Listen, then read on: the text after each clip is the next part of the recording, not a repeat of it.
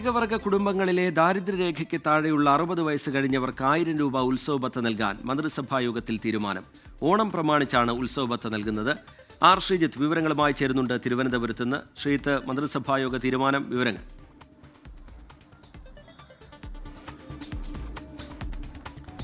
റിജിത്ത്, ഇന്ന് ചേർന്ന മന്ത്രിസഭാ യോഗത്തിലെ പ്രധാനപ്പെട്ട തീരുമാനം സംസ്ഥാനത്തെ പട്ടികവർഗ കുടുംബങ്ങളിലെ 60 വയസ്സ് കഴിഞ്ഞവർക്ക്, അവർ BPL കുടുംബങ്ങളായിരിക്കണം, അവിടുത്തെ 60 വയസ്സ് കഴിഞ്ഞ അംഗങ്ങൾക്ക് 1000 രൂപ ഉത്സവഭത്ത നൽകാനുള്ള തീരുമാനമാണ്.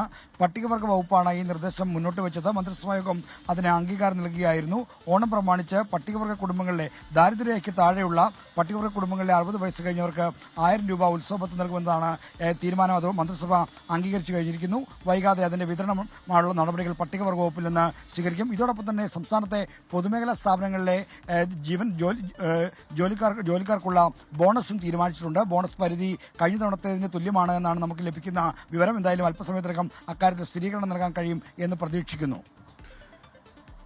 ആർ ശ്രീജിത്ത് വിവരങ്ങൾ നൽകുകയായിരുന്നു. പട്ടികവർഗ കുടുംബങ്ങളിലെ ദാരിദ്ര്യരേഖയ്ക്ക് താഴെയുള്ള 60 വയസ്സ് കഴിഞ്ഞവർക്കാണ് 1000 രൂപ ഉത്സവ ഭത്ത നൽകാൻ മന്ത്രിസഭാ യോഗത്തിൽ തീരുമാനമായിരിക്കുന്നത്.